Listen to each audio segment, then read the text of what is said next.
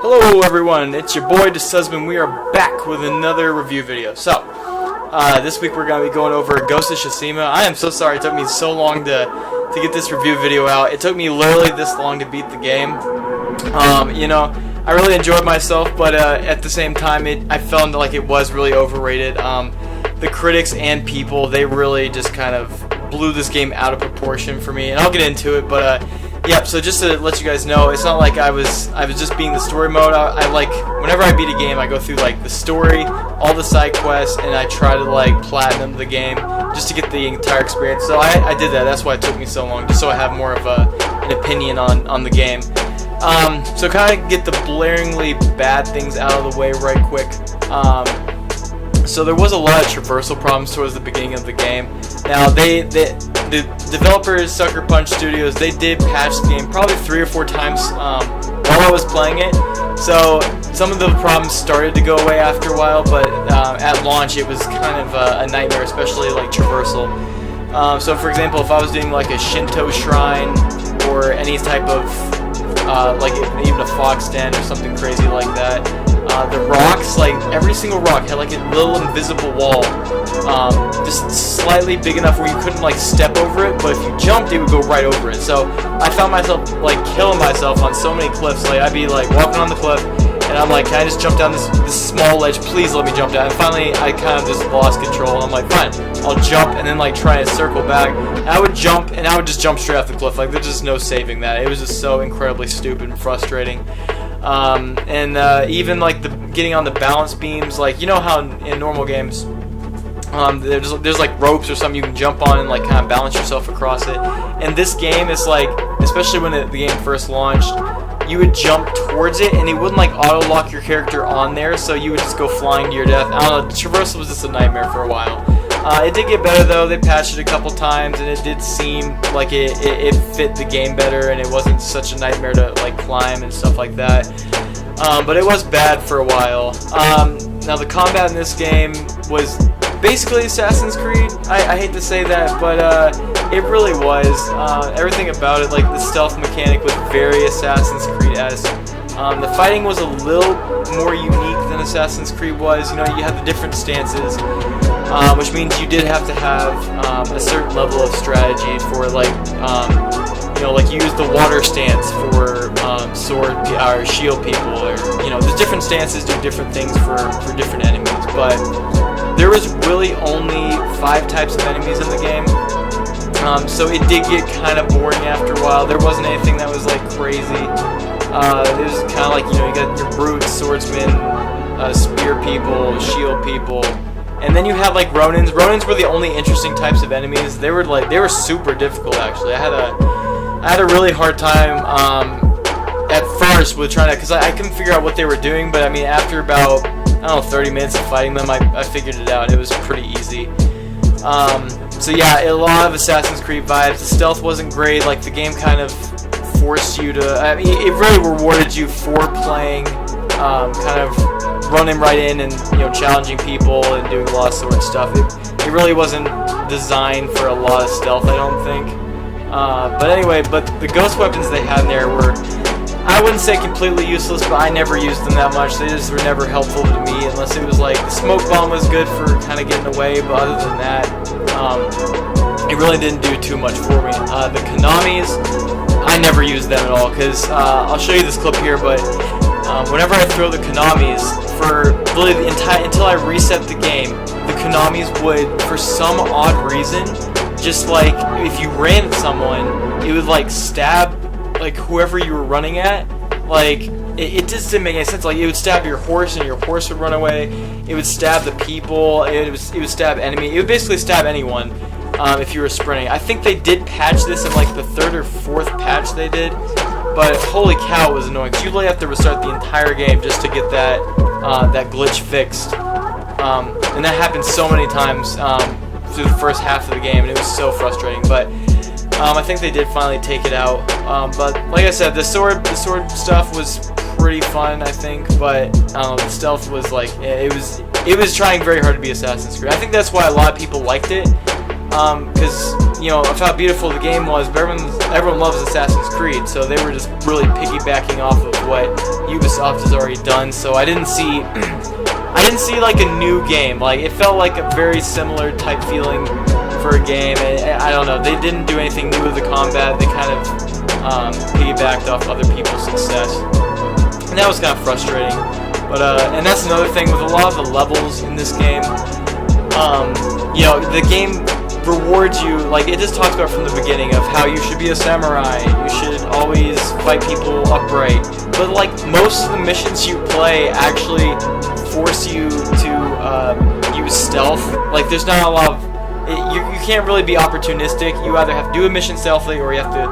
And some of the people you were with, the sensei or lady Escobar, I think her name is, but they would just run straight into the battle. Like, there was no stealth pad for that. They didn't give you an option. Like, almost every level, it told you you're gonna do this stealthily, or you're gonna do this, just run in and fight people. There was like no, I don't know. It kept on doing that. It was kind of frustrating. But I don't know. The level design, I'll get into that later. But now let's start with a very positive thing. This game was probably the most beautiful game I've ever played. It's definitely my top 5. I won't say it's the most, but it's up there with like Red Dead Redemption, The Last of Us 2, stuff like that. Because this game is more of a, I don't know, it's not really realistic art, but it's really nice art. Like, The Last of Us 2 was way more realistic looking and feeling. This one was more of like a, I don't know, like a drawing of some sort, a Japanese drawing, if you will. Like, it was very nice. I took so many screenshots, but and just the way the lighting worked super well. The land, in just different types of day. One of my favorite parts is, depending on how you play, I didn't know this until close to the end of the game, so I was more like, why the heck is it raining so much? Like, because it was beautiful when it was daytime, but when it was raining, I mean, it was still beautiful, but in a different way. And I'm like, gosh, why is it raining like so much? I don't get it. And the developer actually has in the game where it rewards if you run in there and fight like a samurai with honor. But if you play like a thief and you're sneaking around stabbing people and stuff like that, it'll keep like a tally. And so the more stealth kills, or quote-unquote thief kills you get, the more it'll rain. So the weather cycle changes literally from thunderstorm to like night. And so it's like you don't really get to see clear days. That is an interesting mechanic, to say the least. I don't hate it, but it was kind of annoying because the game was so beautiful, and it definitely did not reward stealth, even though it forced you to do stealth much of the time. But goodness, the colors were just beautiful. The lighting was beautiful. I took this a whole bunch of, like, maybe 10-15 minutes sometimes, just like staring off into the sunset, riding my horse through fields, and it had like the particles in it was so cool. Like, oh my gosh, especially like the way the wind navigation worked, and it kind of blew the particles depending on, like, if you're in the fall area, it'll blow fall leaves. If you're in the field, it'll blow like dandelions and stuff. And the particles were just beautiful, lightning bugs and everything. Now, that is the one thing I'll give the game. I think they broke through in the way navigation works in games. I feel like the wind navigation mechanic is the most unique navigation system I've ever seen in a game. I think this thing really broke through how you can navigate.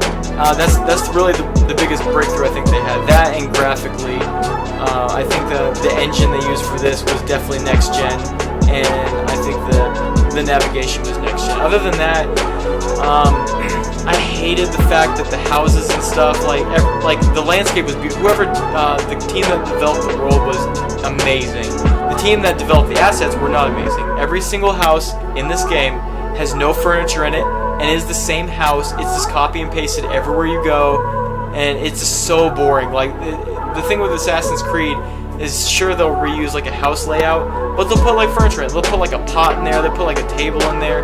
All these houses like barren. Like, people in feudal Japan actually couldn't afford to actually like pay for furniture or get anything nice in their house. Like, it was just so boring to like go into houses. Like, every house was literally the same. Even the like the temples and stuff like that. All the temples were copy and pasted. All the fox dens were copy and pasted. All of the what are the other ones called? It's not the shrines, but it's anyway the hot tubs, basically the hot springs. Those were all copy and pasted, and they were beautiful. after you see the same exact thing like 9 or 10 times, you're like, oh my gosh, you couldn't put like any more development into like, you know, making these a little bit different, because like, for real, all of them were the same, and it was very frustrating. The Shinto shrines where you had to like climb up certain mountains or something, now those were all extremely unique. I mean, the shrines themselves were copy and pasted, but the way you got to them was through the world, and the world was obviously incredibly well designed. So I always had fun with the shrines, but that's not the only thing I had fun with.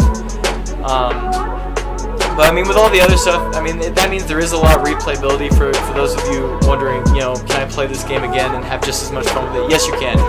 I actually did have a lot of fun going back and getting the Platinum Trophy. There's a lot of hidden stuff. I don't want to spoil too much of the trophies, but I had a really fun time with it, but it did get super repetitive. Like I said, the enemies got repetitive because they're all very much the same. The only difference with the enemies is the higher, you know, there's only 3 like lands you can go to, and you know, level 1, the armor sucks on like swordsmen. Level 2, the armor's a little better. Level 3, the armor is godlike. So it's like, it's the same exact character model, and they fight the same way. It's just that the armor is different. So now the story. So I'll quickly summarize the story. So spoiler alert ahead, but the story was alright. It was like, I don't know, it was very Assassin's Creed-esque. Like you kind of start off, you know, trying to get revenge, and you know, you think your uncle dies, but he really doesn't die. There was no sad ending for anyone in this thing. Like, I didn't feel emotionally attached to almost any character. You know, I feel like Nicolo Khan, he was alright. Like, the boss fight for him was amazing at the end. Like, that's the best boss fight in the entire game by far. It was actually interesting. All the other, like, standoffs and duels and stuff like that, I mean, they were fun, but they were super easy to do most of the time. It was not a hard game by any means. And some of the other, like, the side quests did not, like, it was weird. Some of the side quests were optional, even though it helped develop, like, every single character that was fighting with you, like, Sensei and Lady Masako, that's her name, and Yuna. Yuna was the only one they kind of developed, and I was alright with.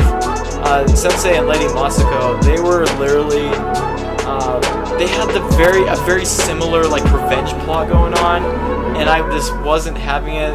Sensei, the woman he trained, she was actually really cool. They did like a little mission with her at the end, and I felt like she was an awesome character that they only used in like literally one section of the game, which was kind of frustrating. But yeah, for some reason these quests that I thought should be like required by the story were optional side quests. Like, I don't even know how I would go through the game without doing any of those side quests, because it added so much more to the game. And the story itself was, you know, it was pretty vanilla. Like, it's something you've seen before. It's definitely something I wouldn't even say it's on the level of Assassin's Creed. It was kind of just like, I don't know, it felt very similar in a lot of ways. They did absolutely nothing new with the story in this than in every other game. And I don't know, it was kind of frustrating. It kind of started off kind of like Sekiro in a way, where you kind of like you're dead and you kind of come back from the ashes and you go back. I'm just, to be honest, I'm just getting sick of this feudal Japan thing that games are doing. Like they've had, you know, For Honor, they had the samurai part in that. They had Nioh, Sekiro, and now they have this. And it all feels so similar. Like, the stories are really no different. It's the same plot, and it just goes on and on. And it just, I don't know. After I beat the game, it really, I don't know, I just didn't feel anything. Like, I'm like, well, good, I'm done. Now I can play Assassin's Creed. Like, it actually made me want to play Assassin's Creed more, to be honest with you. The saddest part of the game, oh my gosh, your horse, they do a great job of interacting with your horse. Like, after every outpost, you're like sleeping against your horse, or you're petting your horse, or something fun with your horse is going on. And this is so nice to see the interaction. And then, like, towards the end of the game, your horse gets shot, and it goes in like this long cutscene of your horse slowly dying, and you have to bury your horse. Oh my gosh, that was the only character in the game I was like mourning over. Like, I was so sad, and it was literally a horse. Like, it wasn't even a character in the game that you could get attached to. There's very few deaths in the game of not even main characters, but kind of throwaway characters, and they weren't even good at all. Like, they were just kind of boring in general. Eunice was like alright, but it kept on going back and forth with her and Jin. and it was like, are they in a relationship? Do they like each other? Do they not? Like it was like they were trying to get romance in there, but it wasn't romance. It was like weird. It was like brother and sister, even though it was Jin and Yuna. So I don't know. The relationship thing didn't work. I don't know. The whole story for me was pretty vanilla. The side quests were vanilla. Now the world side quests were just horrible in general. Like every side quest was about the same. And it was, I don't know, it was for me not the funnest game in the world. So I wouldn't believe everyone saying this is the greatest game of all time just because of how beautiful it is, because it is beautiful. But if you're looking for it for like gameplay perspective or story perspective, I think you're looking in the wrong place. This is definitely more of an exploration game for a lot of people.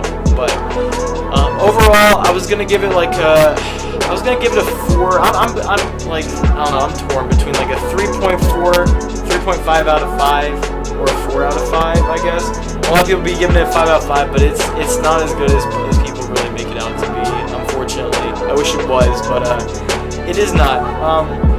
So yeah, so basically the only thing I think they did that was original and it worked very well for the game was the world development and also the guidance system. The combat system was alright, but I mean, it's been done before. A lot of the stuff in this game has been done before. It did nothing really new.